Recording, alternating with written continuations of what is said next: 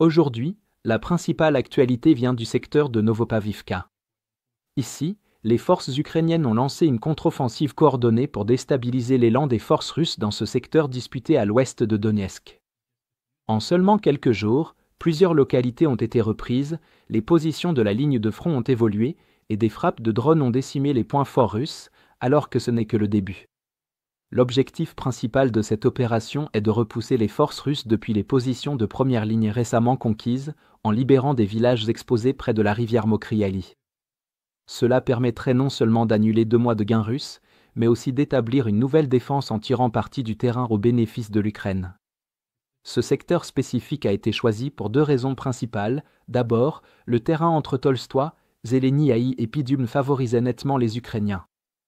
En regardant la carte topographique, on constate que les opérateurs de drones ukrainiens bénéficient des hauteurs situées à l'ouest, ce qui leur permet d'obtenir une meilleure connectivité du signal et une visibilité accrue, facilitant ainsi un ciblage plus régulier et une présence prolongée dans les zones ennemies. Contrairement à d'autres secteurs avec des ravins ou des lits de rivières asséchés qui perturbent les signaux des drones, ce corridor est plus ouvert et connecté, offrant des conditions favorables pour des frappes coordonnées. Enfin, la zone est liée à la rivière Mokryali, que les forces ukrainiennes considèrent probablement comme une barrière naturelle pouvant aider à consolider leur ligne une fois l'opération terminée. Deuxièmement, les unités russes dans la zone montraient déjà des signes de surextension après des attaques continues pendant des mois, cherchant à gagner de nouvelles positions.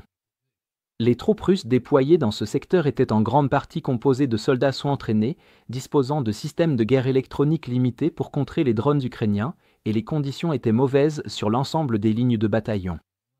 De façon cruciale, la Russie manquait de positions fortifiées héritées ou de fortifications construites en profondeur, laissant de nombreuses tranchées russes ici très exposées aux attaques aériennes des drones vampires. Les équipes ukrainiennes de drones FPV ont exploité cette faiblesse par des frappes méthodiques, forçant les soldats russes à se réfugier dans des caves ou à rester à couvert de façon statique. Cela a éliminé toute mobilité ou profondeur tactique que les Russes espéraient conserver, les enfermant dans une posture réactive où la reprise en main devenait de plus en plus difficile.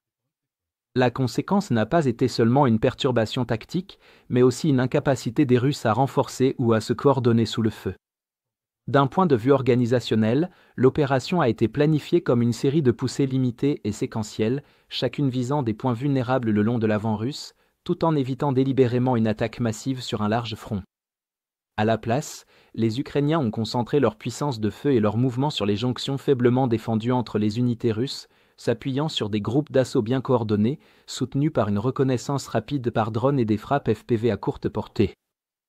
L'utilisation du ciblage de précision par drone avant et pendant les manœuvres a été centrale, permettant à l'infanterie ukrainienne d'avancer après un premier affaiblissement des positions ennemies, sans engager de forces excessives.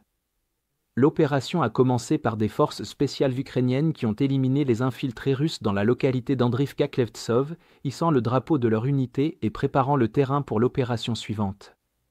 Les forces ukrainiennes ont ensuite ciblé les positions russes sur l'axe menant à Tolstoï, les drones FPV et l'artillerie affaiblissant les défenses russes et limitant leur capacité de manœuvre.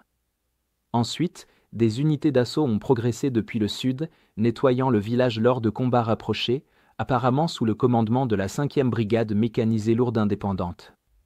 Immédiatement après, les troupes ukrainiennes ont avancé vers le nord et l'est, reprenant la localité voisine de Zeleniaï.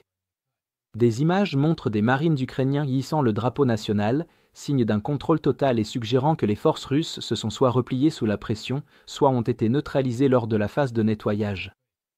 À partir de là, l'attaque s'est poursuivie en direction de Pidium et Novokatsk, et bien que les combats se poursuivent encore, les équipes de drones ukrainiennes ont éliminé de l'infanterie russe et ciblé des dépôts de munitions près de Zirka et Tovst, 2 villages situés juste derrière la ligne initiale. Ces frappes laissent entendre une volonté non seulement de perturber les positions russes actuelles, mais aussi de réduire leur capacité à contre-attaquer.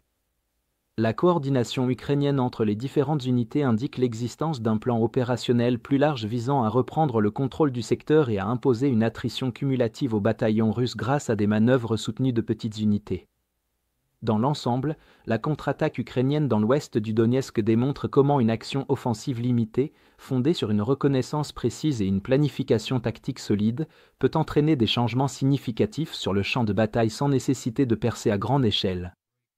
En exploitant les faiblesses de la formation russe, de la cohésion des unités et des capacités de neutralisation des drones, les forces ukrainiennes ont repris des positions clés et sont désormais en mesure de continuer à exercer une pression vers le sud du front, visant potentiellement la rivière Mokry-Yaly comme nouvelle ligne avancée plus défendable, afin d'annuler plusieurs mois de progrès russes. Si vous êtes contre l'invasion de l'Ukraine et que vous souhaitez soutenir le travail que je fais, pensez à vous abonner à notre site d'actualité indépendant. Vous y trouverez nos analyses stratégiques exclusives, des aperçus complets de tous les fronts et des vidéos d'analyse tactique régulières. En vous abonnant, vous montrerez non seulement votre soutien à cette chaîne, mais vous aiderez également à défendre le journalisme indépendant. Le lien vers notre site est dans la description. Merci d'avoir regardé ce reportage et je remercie tous ceux qui ont décidé de nous rejoindre.